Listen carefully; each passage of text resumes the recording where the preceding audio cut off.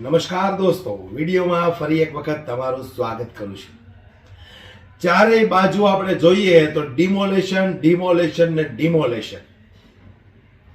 જે જગ્યા પર તમે જુઓ ડિમોલેશનની કામગીરી ચાલુ, ત્યાંના સ્થાનિકો ડિમોલેશન રોકવા માટે માથાકૂટ કરતા હોય, જે તે અધિકારીઓ આવ્યા હોય એમની સાથે મગજમારીઓ થતી હોય, બબાલો થતી હોય, છતાં ડિમોલેશનના કામ ચાલુ। ઘણી બધી વખત આપણને એવું લાગે કે સરકાર ખૂબ સારું કામ કરી રહી છે, કે દબાણવાળી જગ્યાઓ છે ને ખુલ્લી કરી રહી છે, પણ બીજી તરફ આપણે જોઈએ તો જે ગેરકાયદેસર બાંધકામો બન્યા હોય છે એમાં જો સરકારી નેતાઓને કટકી મળી ગઈ હોય તો એ બિલ્ડિંગને આજીવન કંઈ થતું નથી। આવું તમે પણ જોયું હશે દોસ્તો। ત્યારે આજે ફરી એક વખત અમદાવાદની અંદર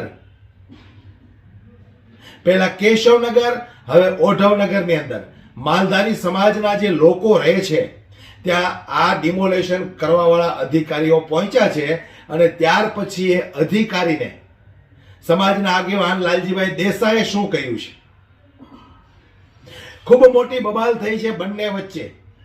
એમનું કહેવું છે કે 1962ની અંદર કોંગ્રેસ પાર્ટીએ આ પ્લોટ, આ જગ્યા અમને ફાળવેલી હતી, પણ જે તે સમયે ભારતીય જનતા પાર્ટીનું શાસન આવ્યું ત્યાર પછી આ પ્લોટ ઉપર, આ જગ્યા ઉપર ભારતીય જનતા પાર્ટીની નજર કાયમને માટે રહેલી છે।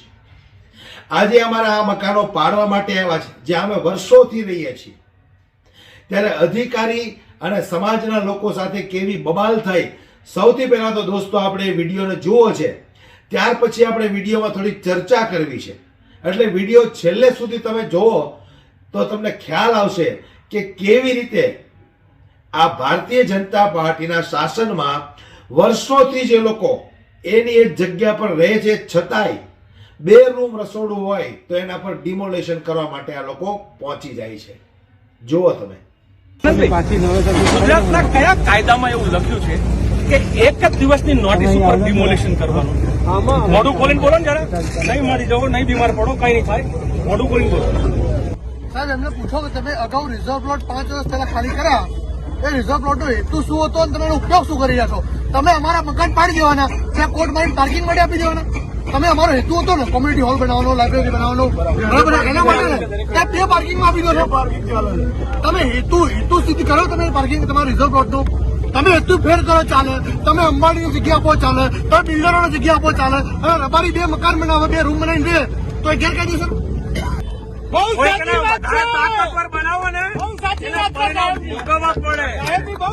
રાજકીય પક્ષ કોઈ પણ હોય, નેતા કોઈ પણ હોય, એના હાથમાં બહુ તાકાત આપો ને એટલે બેફામ આખલો બની જાય, અને અત્યારના રાજનેતાઓ બેફામ આખલા બની જાય। ગુજરાતના કયા કાયદામાં એવું લખ્યું છે કે એક જ દિવસની નોટિસ ઉપર ડિમોલેશન કરવાનું? મોઢું ખોલીને બોલો ને જરા। નહીં મારી જવો, નહીં બીમાર પડો, કઈ નહીં થાય, મોઢું ખોલીને બોલો। કયો એવો કાયદો ગુજરાતમાં, કયા જગ્યાએ એવું લખ્યું છે કે એક જ દિવસની નોટિસમાં તમે ઓલરેડી 2018-19માં નોટિસ ઇસ્યુ કરેલી હતી? હા, આ રિપીટ નોટિસ આપેલી છે। 2018-19માં 4 થી 5 વર્ષથી નીચા પણ મારેલા છે, અને એ લોકોને જાણ પણ કરેલી છે, અને 4 થી 5 વર્ષથી એને નિમાર્કેશન કરેલું છે। આ રિપીટ બીજી નોટિસ આપીને અત્યારે આની પહેલા ભેગા છે। મારે એટલું જ કહેવાનું, કોઈ પણ લડાઈ લડવી હોય ને 2 રસ્તા છે। એક કાયદાની લડાઈ લડવાની, બીજી રાજકીય લડાઈ લડવાની। કાયદાની લડાઈમાં આ લોકોએ કાયદામાં કાંડા કાપીને બધું બાજુ નબળું કરવાનું કામ કરે છે। કેને 5 વર્ષ પહેલા નોટિસ આપી હતી, બધા ભૂલી જાય, તમે બધું ભૂલી જવાનું। 5 વર્ષ પહેલા નોટિસ કોઈની યાદે ના હોય, પછી રાતે ઊંઘમાંથી વેપાર થઈ ગયો કોમન પ્લોટનો। અહીંના પંચાલ જગદીશભાઈ ધારાસભ્ય, એમના વિશે લોકો વાત કરે છે, સાચું તો બહાર આવશે હમણાં થોડા ટાઈમમાં, પણ ભાજપના આગેવાનોએ 500 કરોડમાં કોમન પ્લોટનો સોદો કર્યો એવી જે ચર્ચા ચાલે છે લોકવાણી, એટલે રાતમાં ડિમોલિશન કરવા આવ્યા છે। અને કેમ સત્તા પાસે શાણપણ ના ચાલે, કોઈકને વધારે તાકાતવર બનાવો ને તો પરિણામ ભોગવવા પડે। કોઈકને વધારે તાકાતવર બનાવો ને પરિણામ ભોગવવા પડે। રાજકીય પક્ષ કોઈ પણ હોય, નેતા કોઈ પણ હોય, એના હાથમાં બહુ તાકાત આપો ને એટલે બેફામ આખલો બની જાય, અને અત્યારના રાજનેતાઓ બેફામ આખલા બની જાય। સાહેબ, એમને પૂછો કે તમે અગાઉ રિઝર્વ પ્લોટ 5 વર્ષ પહેલા ખાલી કર્યા, એ રિઝર્વ પ્લોટનો હેતુ શું હતો અને તમે એનો ઉપયોગ શું કરી રહ્યા છો? તમે અમારા મકાન પાડી દેવાના, ત્યાં કોર્ટ મારીને પાર્કિંગ માટે આપી દેવાના. તમે અમારો હેતુ હતો ને કોમ્યુનિટી હોલ બનાવવાનો, લાઇબ્રેરી બનાવવાનો, બરાબર, એના માટે ને ત્યાં બે પાર્કિંગમાં આપી દો છો. તમે હેતુ સિદ્ધ કરો, તમે પાર્કિંગ તમારા રિઝર્વ પ્લોટનું તમે હેતુ ફેર કરો ચાલે, તમે અંબાણીની જગ્યા આપો ચાલે, તમે બિલ્ડરોની જગ્યા આપો ચાલે. હવે રબારી બે મકાન બનાવે, બે રૂમ બનાવીને દે તો એ ગેરકાયદેસર? થોડી માનસે તો હોય ને, થોડી માનવતા તો હોય ને. અચ્છા, આ રિઝર્વ પ્લોટ તમારી જોડે, સરકાર જોડે અમે માગેલા કે પૈસાથી આપો અમને. મારે કવિલ બીજું પૂછવું છે, તમને આમ સીધું એક દિવસમાં ડિમોલિશન કરવાનું સપનું કેવી રીતે આવ્યું? વોટ ઇઝ લોજિક શું છે? સૂચના હતી, બરોબર? તમને ખબર છે કે તમે બહુ અત્યારે બહુ જગી જાઓ, ભાજપના ચમચાગીરી કરો ને તો કાલ સરકાર બદલાઈ જશે, then you will be punished. તમને ખબર છે? and I will make sure that Mr. Anand will be punished, કારણ કે તમે within 1 day 24 કલાકની અંદર તમે કર્યું છે. હું મિત્રો હું ખુદ આ બાબતમાં ધ્યાન રાખવા માંગુ છું. તમે કેટલી જગ્યાએ કાયદેસર ડિમોલિશન અને ગેરકાયદેસર કરો છો. મારી ટીમ રઘુભાઈ, એક ટીમ આમની પાછળ લગાવો, આમની પાછળ એક ટીમ લગાવો. I will make sure mister Anand, I will make sure. કારણ કે કયું દબાણ હતું, કોનું દબાણ હતું તમને ઉપરથી? કોનું દબાણ હતું? બોલો પહેલા કોનું દબાણ હતું? કરીશ. તમે ચીઠીના ચાકર માત્ર નથી હોતા, એ બી કહું તમને નથી હોતા. મને સરકારી અધિકારી સાથે હું કામ કરું છું ને, આઈએસ આઈપીએસ, તમે તમારી ઓફિસમાં કહી શકો કે આ ગેરકાયદેસર છે એક દિવસ વાળું. તમે લઈ નહીં આવ્યા. મને મારા બોસ એમ કે તમે જઈને કોકનું મર્ડર કરી નાખો તો હું ના કરું. મને ખબર છે કે ગેરકાનૂની કહેવાય એમ.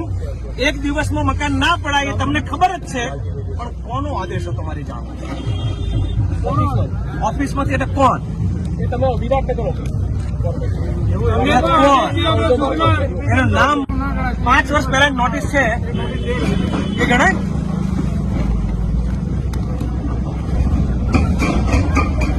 આપણે લોકો ક્યાંક બેસીને ખાલી તમને બધા જવાનિયાઓને બી પૂછવું છે કે આપણા મંદિરમાં, અને બહુ જ સમજણ સાથેની નિર્ણય કે ભાઈ આગળ શું કરવું છે.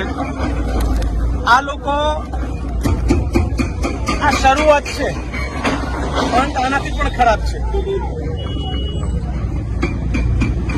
બીજી જગ્યાએ પાડવા જાઓ ને નંદભાઈ, શું થાય?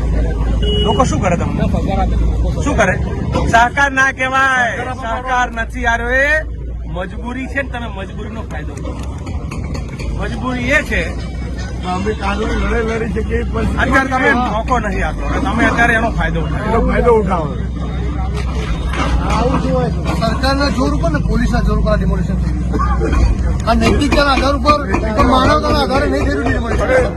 આ તાકાત ઉપર આ તમારે અમે 156 સીટો આપી દીધી છે ને, આ એના નશામાં દેખાતું નહીં ગરીબોની વેદના હું છે, પીડા હું છે, અને એના નશામાં મદમસ્ત થઈને સાહેબ તાકાત ઉપર આ કરાવી દે.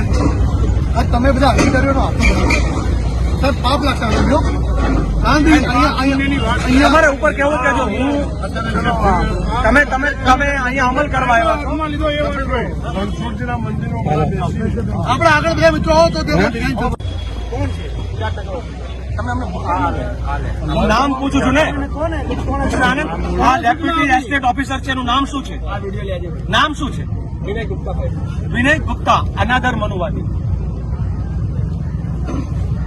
આ તમે જોશો ને અંદર તો તમને આમાં ખબર પડશે કે આ લોકો ગુજરાતના ગરીબોને પતાવી દેવા માંગે છે. મનુવાદીઓ ઠાકોરના જ મકાન પડશે, દલિતના જ પડશે, માલધારીઓના જ પડશે, અને ચોક્કસ પ્રકારની કોમ આવશે ને તો હાઈવેના પણ વળાંક થશે. હાઈવે પણ વાંકા થઈ જશે. તમે કોઈ મકાનમાં રહેતા હોય 60 વર્ષથી માની લો ઇલીગલ જગ્યા છે, માની લો ઇલીગલ. તમને કોઈ સાંજે એમ કે કાલે મિસ્ટર આનંદ ગેટ આઉટ, મિસ્ટર કોટલા લઈને ભાગી જાઓ, તો એક દિવસમાં તમારી સ્થિતિ શું થશે? આનંદ થોડી કાયદો શું કે છે? શું થશે તમારી હાલત? તમારા બાળ બચ્ચાની હાલત શું થશે? ઇવન માની લો કે તમારા ઘેર ઘરડા મા બાપ હશે, તમારા ઘરે કોઈ દીકરી પ્રેગ્નન્ટ હશે, તો તમારી હાલત શું થશે? એ જવા દો, કયા એક નીચે આવે? હું તમને કહું, આ એક દિવસ વાળું છે અહીંયાથી. હવે તો ઓફિસરથી બેઠા છે, એને અહીંયા આવે ને તો હમણાં એને બી કહીએ, પૂછીએ એક દિવસનું ભારતના કોઈ સંવિધાનમાં કોઈ કાયદામાં ભારતમાં છે. અને માલધારી મિત્રો બધા રબારીના છોકરાઓ બધા અહીંયા હોય કે દલિતમાં સમાજમાં તેને ઘર પડે છે વગર જે માયકાંગલાપણા કરે ને એનું કોઈ ના સાંભળે. લડે તે જીતે. જેને પોતાના મુદ્દાઓની લડાઈ ના લડે એને આ લોકો પતાવી જ દેવાના છે. એમના પોલીસના બળથી, એમના કાયદાના કાગળિયાઓના બળથી પતાવી જ દેવાના છે. આ તમારે એક દિવસ વાળું તમે, હું ખાતરી આપું છું, તમે બહુ જલ્દી સસ્પેન્ડ થશો. બહુ જલ્દી સસ્પેન્ડ થશો. કારણ કે હું આનંદ યાજ્ઞિકને તમે ઓળખો છો, લોયરને?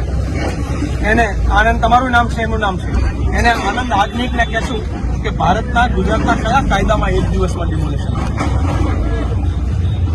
તમે પૂછ્યું ને તમારા બોસને કે એક દિવસમાં સાહેબ ના થાય એવું? હે શું કીધું? જાણ કરી દી, સૂચના કરી ના આપણીની રાહ જોતા હતા તમે નહીં તો તમને મને તમે એટલું કહો કે કયો એવો ગુજરાતનો કાયદો છે? હું આજે જે મારે રાત્રે હું મારા પોતાના વિડીયોના માધ્યમથી બધાનું જે છે કે આમાં આ જમીનોના વેપારમાં ભારતીય જનતા પાર્ટીના આગેવાનો આ વસાહતના જમીનોનો વેપાર કરવા માંગે છે. અહીંના ધારાસભ્ય ખુદ પણ હવે આ ધંધામાં સામેલ છે, જે મિનિસ્ટર છે, અને એટલા માટે તમારા જેવાનો હથિયાર તરીકે ઉપયોગ કરે છે. મારે ખાલી જાણવું એ છે કે કયો કાયદો, 500 કરોડનો સોદો, જો લોકો કહે છે 500 કરોડનો સોદો ભારતીય જનતા પાર્ટીના ધારાસભ્ય આ વસાહતના કોમન પ્લોટનો કરી ચૂક્યા છે.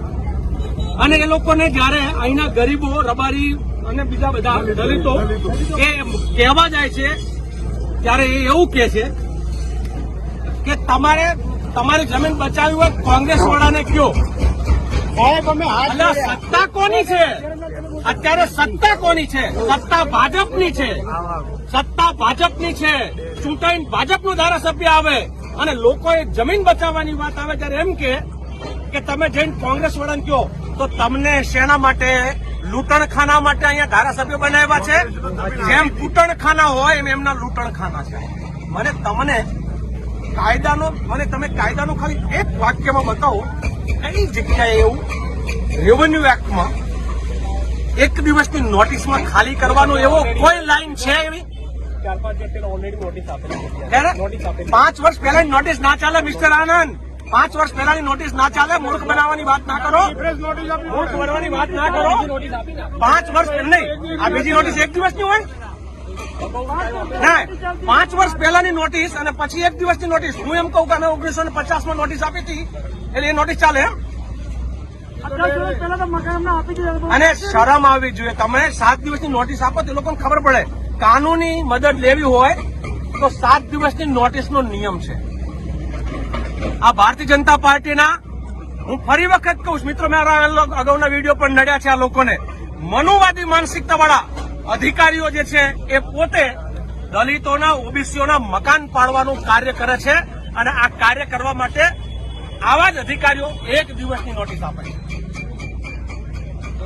મારે ક્યાં પીઆઈ ઝીંઝુવાડિયાને પણ મારે મળવું હતું કે એમને કે તમે આ પોલીસ પ્રોટેક્શન સાથે અહીં આવો છો તો પોલીસ ડિપાર્ટમેન્ટમાં તમારી પાસે એવો કયો કાયદો છે કે તમે એક જ દિવસની નોટિસ વાળા મકાન પડવા?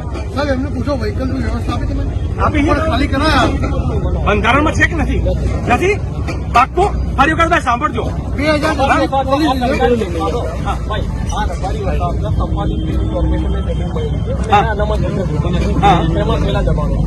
તમને એ ખબર છે? તમારી પાસે અધૂરું જ્ઞાન છે મિસ્ટર આનંદ. આ જમીન અમદાવાદ મ્યુનિસિપાલિટીની નહોતી. આ જમીન અહીંયા ગ્રામ પંચાયતની હતી. સંપાદન થયેલી છે. અને રબારીઓની જે ભરવાડોની, માલધારીઓની જે વસાહતો હોય એ બનેલી છે. એની આ સોસાયટી બનેલી છે. સોસાયટીની અંદરની જમીન હોય એમાં મ્યુનિસિપાલિટીના રિઝર્વ પ્લોટ હોઈ શકે નહીં. એ ગેરકાયદેસર રીતે અનામત પ્લોટ જે છે એ 85 પછીથી નાખવામાં આવેલા છે ટીપી પાડીને. So you have half information. તમે અધૂરી માહિતી ઉપર કામ કરી રહ્યા છો. તમારી પાસે પૂરી માહિતી હોવી જોઈએ. તો દરેક સમાજને હું કહેવા માંગુ છું, જે લોકોએ ભારતીય જનતા પાર્ટીને વોટ આપ્યા છે એ સમાજે નોંધ લેવાની જરૂર છે કે આ માટે તમે ભારતીય જનતા પાર્ટીને વોટ આપ્યા હતા કે આજે આ જ ભારતીય જનતા પાર્ટી તમારા ઘરને તોડી અને ત્યાં મેદાન કરી નાખે. કહેવાનો મારો મતલબ એ છે કે જાગૃત બનો. આ એ પક્ષ એ પાર્ટી છે કે એમના મળતિયાઓ ગમે ત્યાં ગેરકાયદેસર બિલ્ડિંગ ખડકી દેશે તો એમને કાંઈ નહીં થાય, પણ એક સામાન્ય માણસ, ગરીબ માણસ, નાનો વ્યક્તિ જો 2 રૂમ ઉતારીને પણ ત્યાં રહેતો હશે ને વર્ષોથી રહેતો હશે તો ત્યાં બુલડોઝર ફેરવવા માટે આ લોકો તરત પહોંચી જશે. વિડીયો વધુમાં વધુ શેર કરો. દરેક લોકો સુધી આ પહોંચવો પડે. દરેક લોકોને ખ્યાલ આવે કે આવનારી ચૂંટણીમાં આપણે હવે બટન દબાવતી વખતે 100 વખત વિચાર કરવો પડશે. જય હિન્દ.